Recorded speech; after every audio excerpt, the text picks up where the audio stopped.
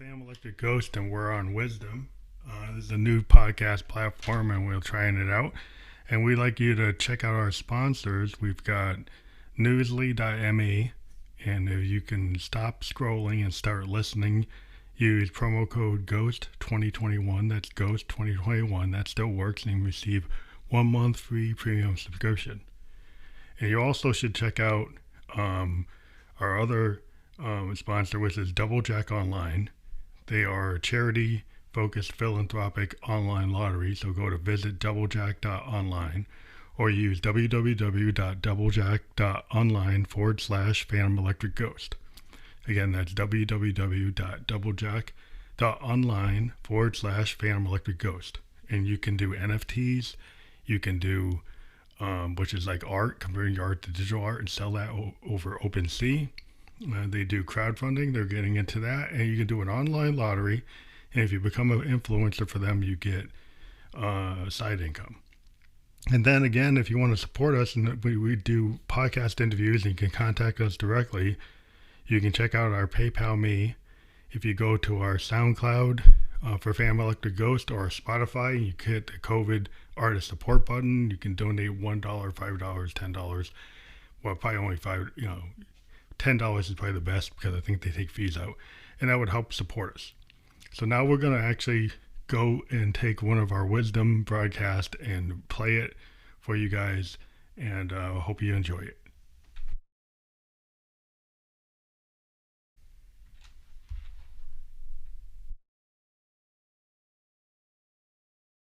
Bedroom studio in lovely New Hampshire.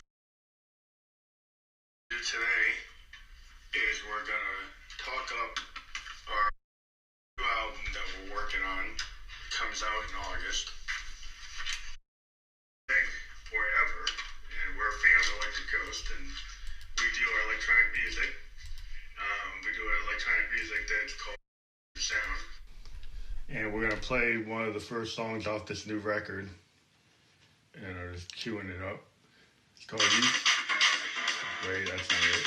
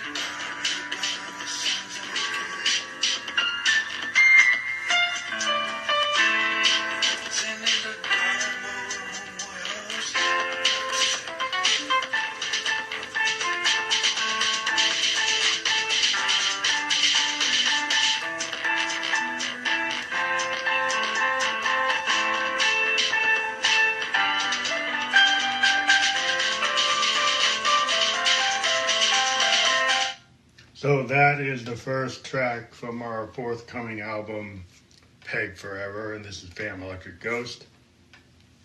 That song is called You Always Said I Wasn't Your Kind. The story behind that song is we actually are a bedroom producer and we go live from our studio and do songs on our Facebook channel and YouTube, Twitch, through our StreamYard platform. And what we like to do is we found that doing a rehearsal and doing a song, kind of sketching it out before we go play live is a really interesting way to kind of drive creativity. So we have these sound sessions where we go live. We got a sound idea we might have worked out a little bit ahead of going actually live, and then we just let it perform. We just perform it, stream of consciousness. So that song was like the first take of a brand new idea, and we put it down as it is, and we recorded it not just through the video, but we also put it down onto a Zoom R20, which is a brand new multi-track recorder from Zoom. And what we like about the Zoom is we use it for our live podcasting, but it has a touch screen on it, so it kind of gives you like a DAW capability. You can actually grab the track with your finger and move it around, clone it and split it up just like on a DAW. But it's right at the hardware. It's right by our keyboard so that we can kind of control it and we change effects in real time and do all kinds of cool stuff. But the other thing about it is it's got this ability to have every instrument that's coming in have its own track and have its own channel where you can actually change the volume, fix the gain, apply effects or don't apply effects. So when you finish the recording and you go to master it, you can actually, maybe split one of the tracks up or like get rid of an error or keep it as it is or just repeat it or get rid of it or mute it. And so it gives you the ability to control.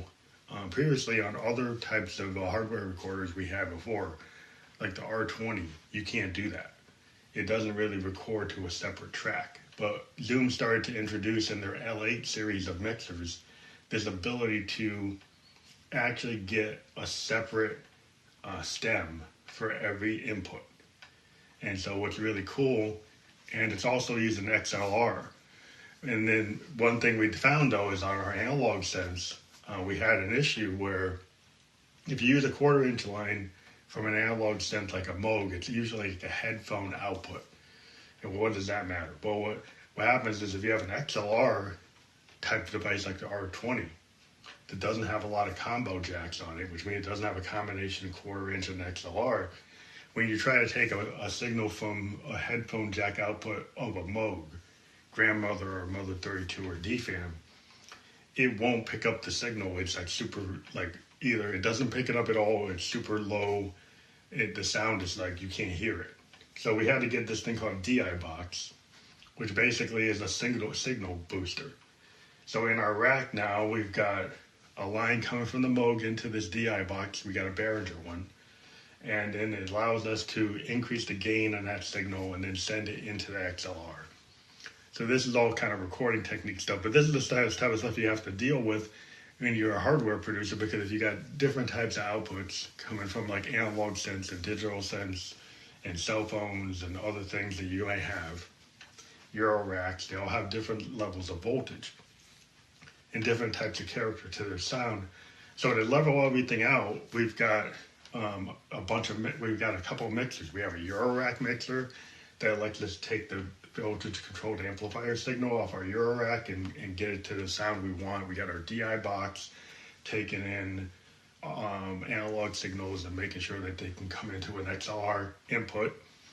And then we got our MX1 performance mixer from Roland, which lets us take in USB 1/4 inch and 1/8 of an inch lines and then apply effects. And then we actually then bring that input into the R20. So then the R20 then separates any input coming in to an individual line into its own stem or clip.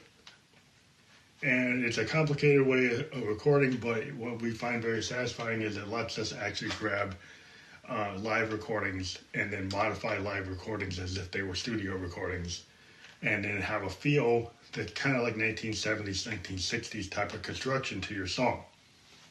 And that's kind of the point of expansive sound, is to have a punk aesthetic, have a progressive rock aesthetic, and a kind of jazz fusion aesthetic. And you can hear in that song, we did a discordant kind of section, playing discordant chords, going to the kind of cacophony section of the song, where we kind of talk about it as like a cacophony and kind of going through some kind of chaos and then coming back to the main theme, which is something you can do in jazz, and you can hear it in grunge and punk, and also progressive rock bands like Genesis and Yes, and I'm talking about like the Peter Gabriel Genesis, not the Phil Collins Genesis.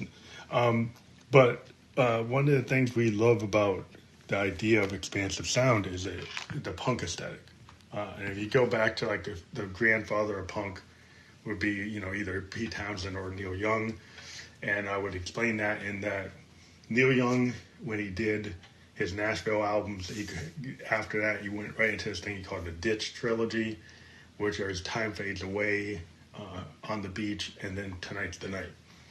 You notice what he did is he got this kind of punk aesthetic, and he did like one take, second take songs. Like on Tonight's the Night, his voice is kind of off key, crackly, showing a lot of emotion, being raw, and letting the honesty of the vocals go into it, and kind of like the grunge, pre-grunge. And if you think about Pete Townsend and The Who and My Generation, and a lot of the Who songs have a punk aesthetic, because Keith Moon's like, soloing through the whole damn song, and Twister is too, and Pete's keeping the time.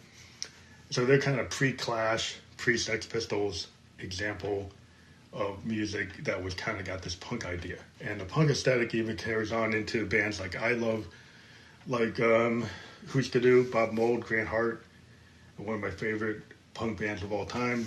The Replacements with Paul Westerberg, really, really dig them. Joy Division, which is like, really got me into new wave and kind of post-punk. And the idea with expansive sounds is I can take like an idea from Bitches Brew or Sun Ra, like a Space is a Place type of thing, and bring that with a punk aesthetic.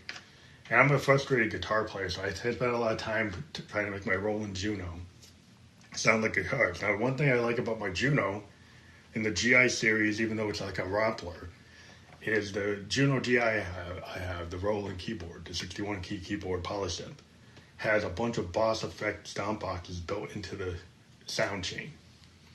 So when you play a guitar, it's got real Boss distortion and flangers and all kinds of multiple layers of effects you can apply to a signal.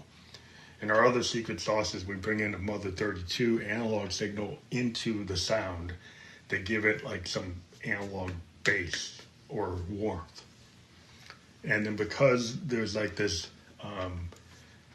typical Roland sound structure is that they have this ability with their sound, the supernatural sound, is that the whammy bar or the modulation wheel can do feedback, and it can, if you slide your finger across the keyboard, it will do a fretboard type of sound. And so I've been able to channel heavy guitar, distorted guitar with my keyboard. They give me that punk aesthetic because I don't know how to play guitar, but I know how to play keyboard, and I figured out how to do that. So a lot of my music has that. That particular song we did was more piano focused and drum machine focused, and some synth lines and bass in that. But we're gonna show you another song from the album that is a really punk aesthetic. It's got kind of risque lyrics, but we really like it. So I'm gonna play this song I did. It's Cold Sea Machine. We're gonna get into that right now.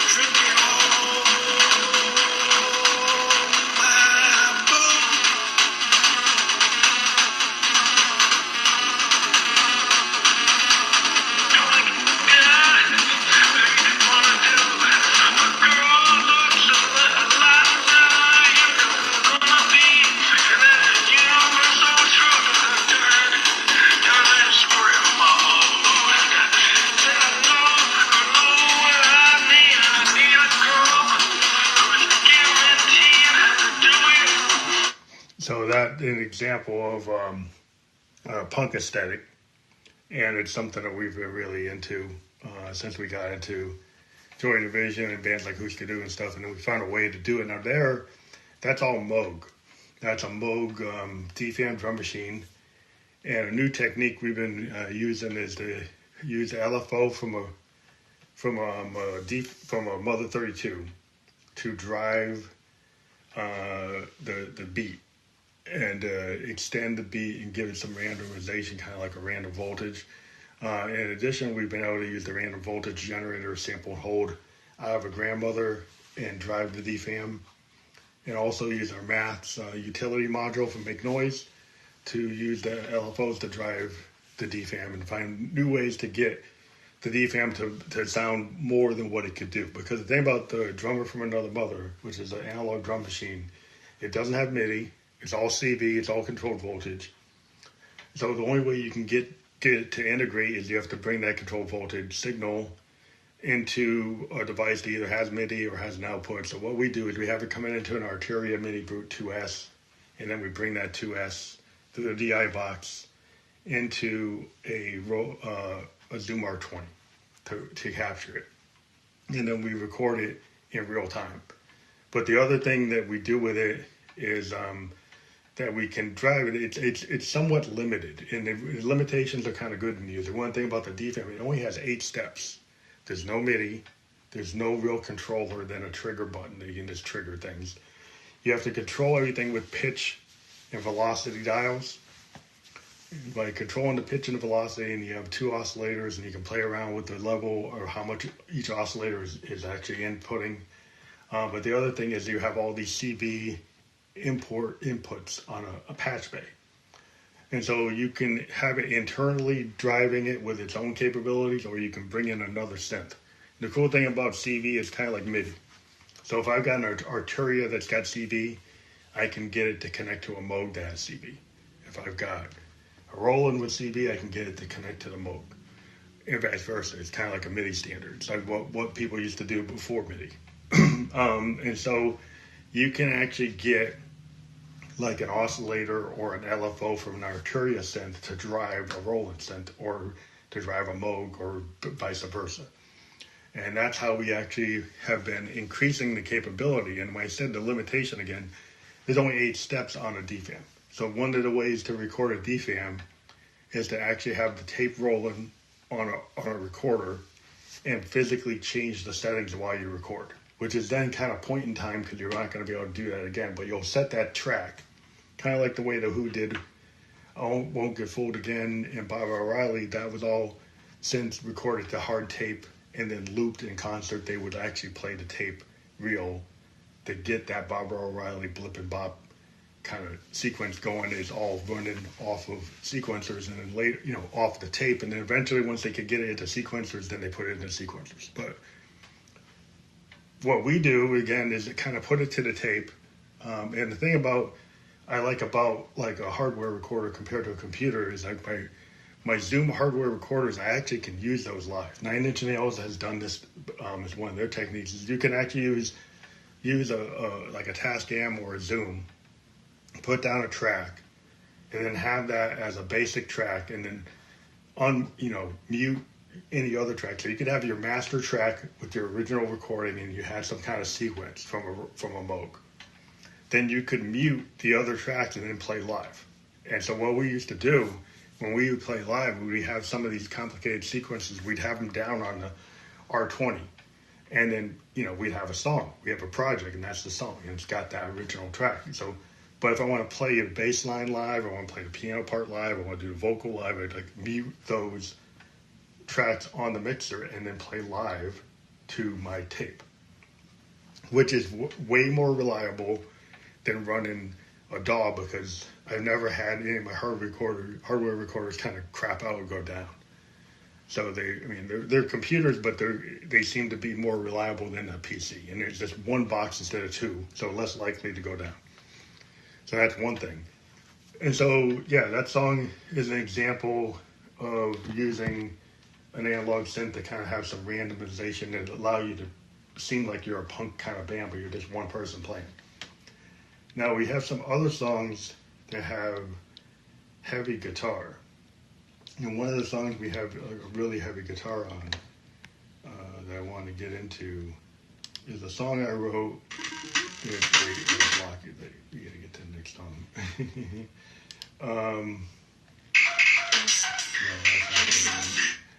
We've got a bunch of songs that we wrote, and one of the songs we really like a lot is it shows off our kind of guitar style, and is it only the hard boys get the F you. And so that song, it used my Josephine voice. And the whole thing with Josephine Electric is the whole story with her. Is when I first started learning how to sing, I really didn't like this male voice. And lately I've been using it more. But when I first started Family Electric Ghost, I had an idea is the band is full of ghosts. And Josephine's a ghost. And she's a woman that died, became a ghost, is stuck in limbo, found this other group of ghosts with Phantom, and created the band Family Electric Ghost, where a bunch of ghosts actually have this rock band. And people don't really know they're ghosts because they take physical form. And then they go on tour, and they're like Family Electric Ghost, but it's like the whole trick is like they're actually really ghosts doing a band, but people think they're a band. And Josie is the lead singer. At the beginning of the band, she's singing like all the songs. And then lately, in the last year, I've actually started to use my male voice more, so I have Phantom singing more of the songs. But this song here is a song about kind of codependent love, and it's got a punk aesthetic, and it's got the Josephine voice, so we're going to try this. It's called Only the Hard Boys Get to F You, and I'm going to play that right now.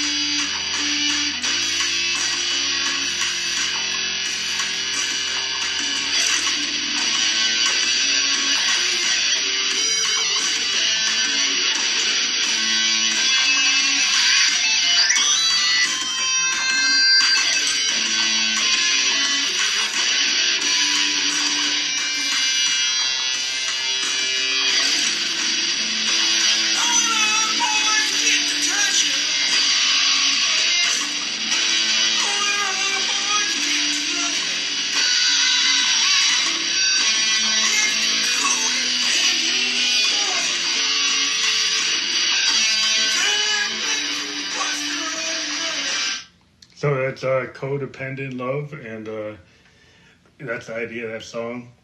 It's only the hard boys get to touch this girl, and Josie's talking about how it's like a codependent relationship, and they might talk about how they want real love, but they always go with this guy that's kind of negative love. And you can hear in there is that's the Roland GI with the Boss effects built onto it with a Moog kind of signal in it, giving it a very heavy guitar sound, and that's not sampled, it's all playing live on a Roland to make it sound like a guitar, and it's part of our technique. It's part of our Phantom thing that we've been doing since we started the band in 2016. And this is all about a new album coming out called PEG4EVER in August. And it's not out yet, but it'll be coming out. And another song we got that's interesting is kind of into our new wave style. It's called Look in Her Eyes. We're going to play that one right now.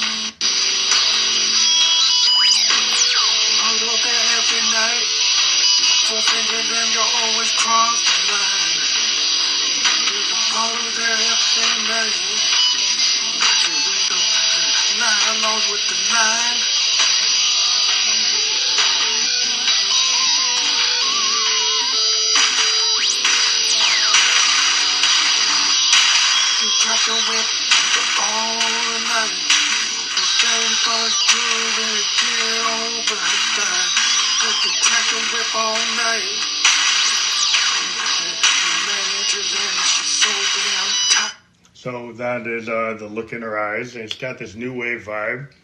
Again, we're using the Roland GI, Juno GI for the guitar. Using a Moog grandmother to kind of do that new wave synth sounds you hear in there. And using, in that case, we're actually using a JDXI, and the drums machines is either it's not a 909. It's probably like maybe a 606 or one of those. Yeah, it's got a bunch of drums in it. It's like it's got a 909, it's got an 808, it's got a 727, 626. It's got a bunch of them. I can't remember if it was one of the 6 series drum machines from Roland, which are really interesting. And what we do with the JDXI is we extend the drums with a Beatstep Pro from Arturia. It's been our primary tool when we play live because it allows us to be a one-person band because we've got all the drum parts set up as projects. You can do this whole mode where you can have chain patterns. And a chain pattern basically can build a song and use a randomization and a probability mode on a drum machine. And you can get it to, if you write a bunch of different patterns that are kind of in the same tempo, you can jump from project to project with low latency. So we like it because we can immediately get into a groove. We can also even create drums and patterns on the fly. It's also CB controlled, so we can do cool things with that. So we kind of go back and forth between the DFAM and the Arturia Beatstep Pro hooked up to the JDXI to do a lot. And our rig is basically designed so that we're a one-person band. A combination of using a lot of analog and digital sequencers, using the Zoom R20 for backing tracks, and muting and unmuting tracks. And we also have another tool that we use. We have a Teenage Engineering OPZ, and we actually use that a lot. We've got a Make Noise sampler the morphogene that we can use for different things. And on top of that, recently we got into Kai Force and the JD08. So we've got a lot of cool toys in the attic, and we use them quite frequently to come up with different songs. Because I mean, if you come at a song starting from like a Moog structure, it's totally different than if you start from an OPZ or you start from something like an Akai Force. So it's dependent on how we feel. And if we feel kind of in a modern clip-based mode, we'll build something on our Akai. If we want to use, we've got a bunch of different mics. We've got this 512 audio mic we're using right now.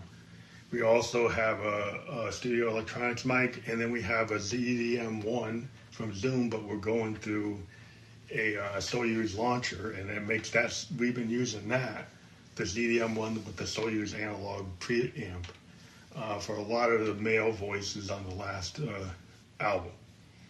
So the Phantom Electric Ghost voice, rather than the Josephine voice, goes through the ZDM1 with a Soyuz launcher. When we do Josephine Electric, it's usually a studio electronics going through a VT1 or a VT3 or VT4 vocal transformer from Roland. And we pitch it to like a soprano mode to create Josephine. And then the 512 audio mic we've been using with the Akai Force a lot. We actually have it going through Zoom L8 to get the preamp signals. And we have, because different songs deserve different things, we use different mics for the different styles of music we use. So the next song, you see if we're going to do one more song from this album, which comes out in August. Will be on all platforms, and we'll be pushing it again. We'll be talking more about it. We have a song called Boko Como Uma Bustita, so we're going to play that.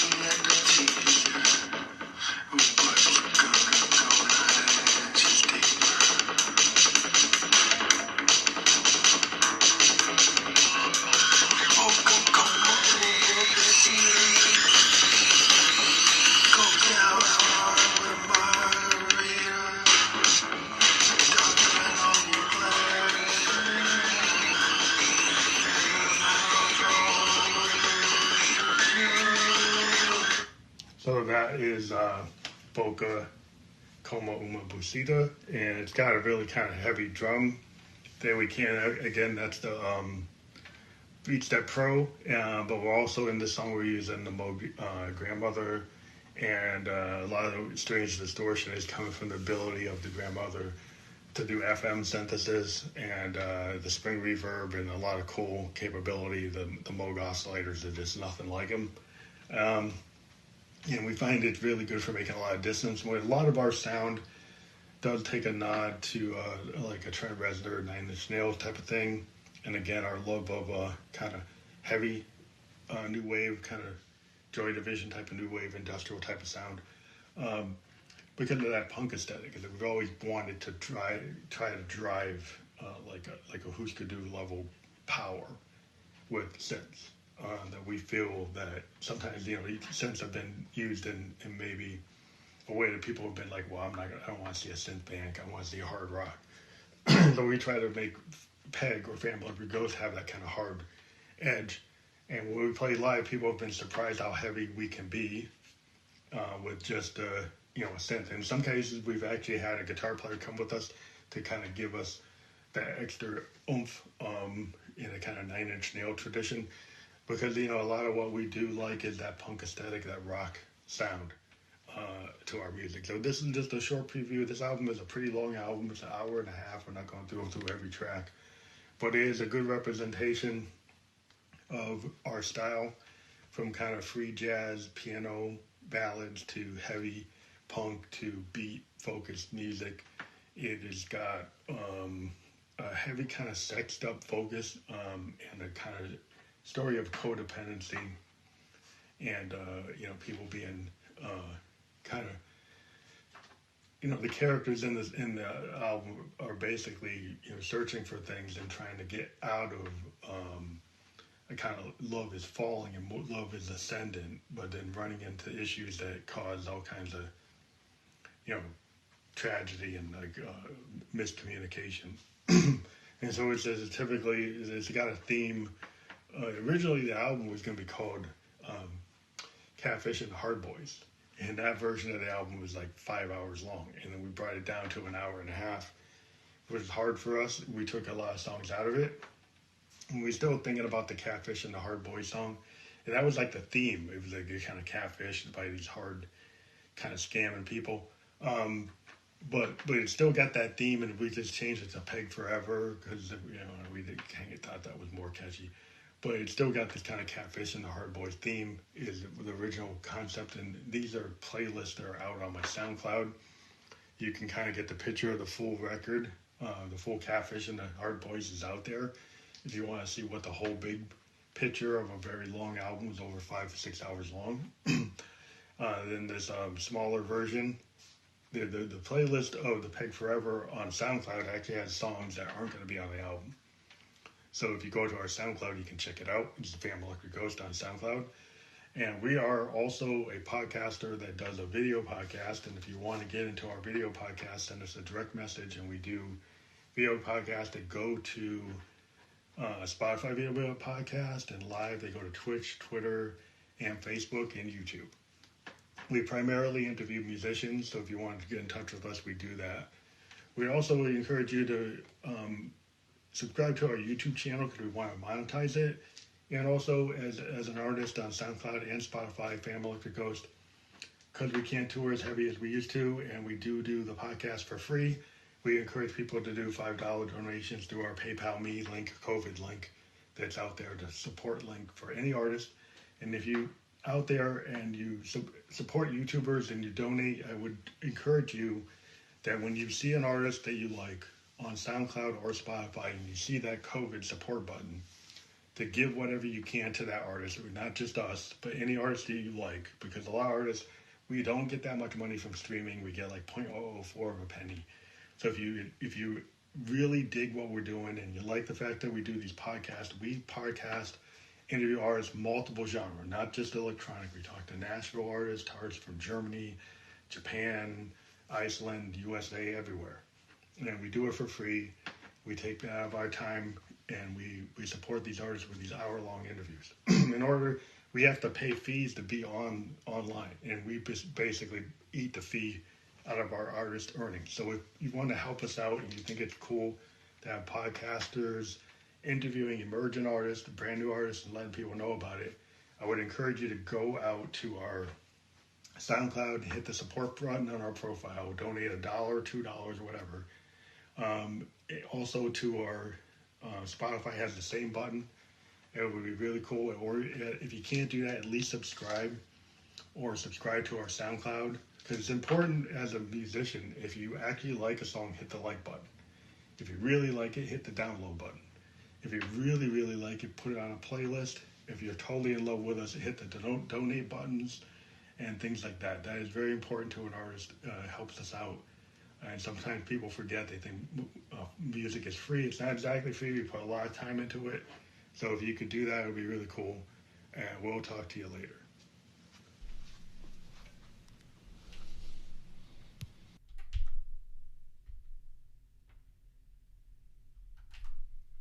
So this is Phantom Electric Ghost back, and we want to remind everybody to check out our sponsor Newsly, www.newsly.me, and use the promo code GHOST2021 to receive 1 month premium free subscription.